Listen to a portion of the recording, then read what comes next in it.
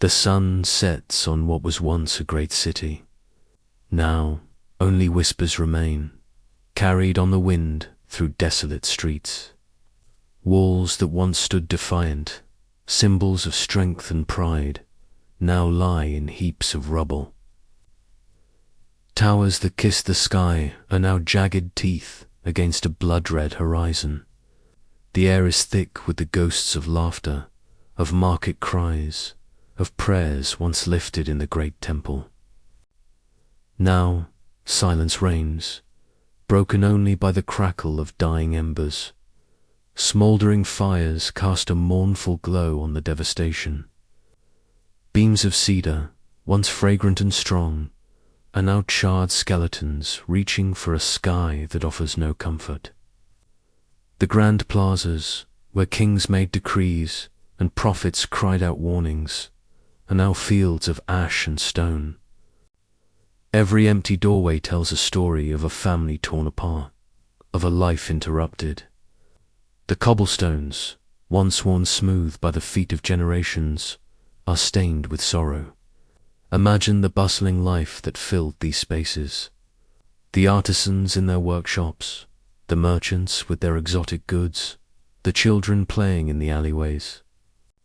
The sound of the shofar echoing from the Temple Mount, calling the faithful to worship, all of it gone, vanished like a dream upon waking.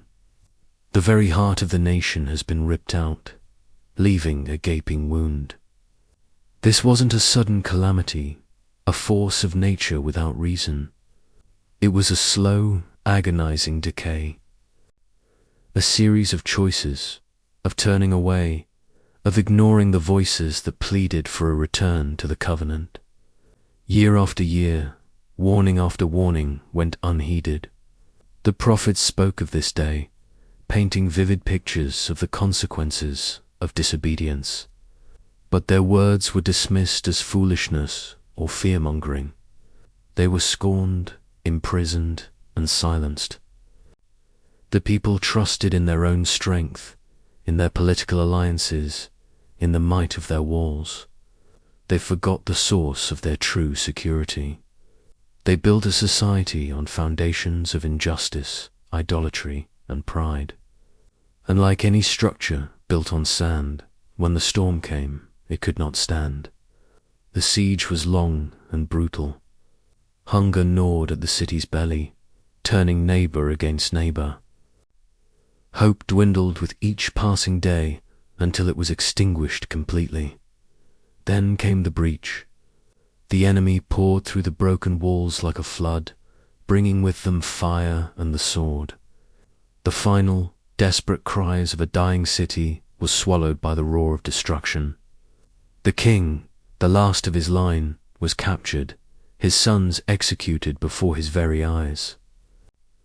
A final, cruel act before he himself was blinded and led away in chains.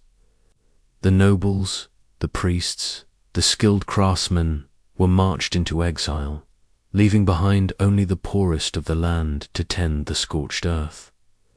The most sacred place, the temple of the Lord, the dwelling place of God's name on earth, was not spared.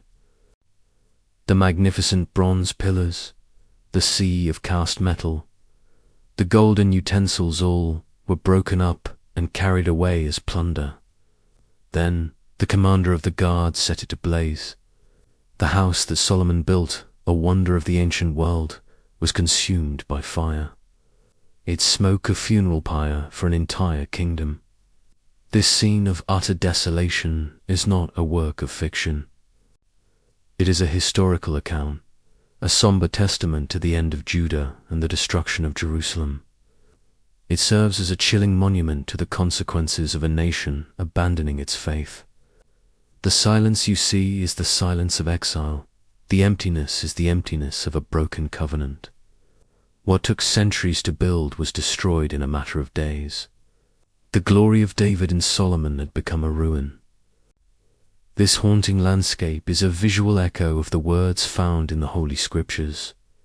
It is a story of loss, a story of judgment, but also a story that sets the stage for a future promise of return and restoration. The finality feels absolute, yet history and faith tell us that even from the deepest ashes, hope can one day be rekindled. The story doesn't truly end here, in the dust and the embers. To understand the full weight of this moment, to read the detailed account of the fall of Jerusalem and the beginning of the Babylonian exile, you can turn to the book of 2 Kings, chapter 25. If you were moved by this reflection on history and scripture, please subscribe to our channel. We are dedicated to bringing the biblical world to life and exploring its profound stories. Thank you for watching.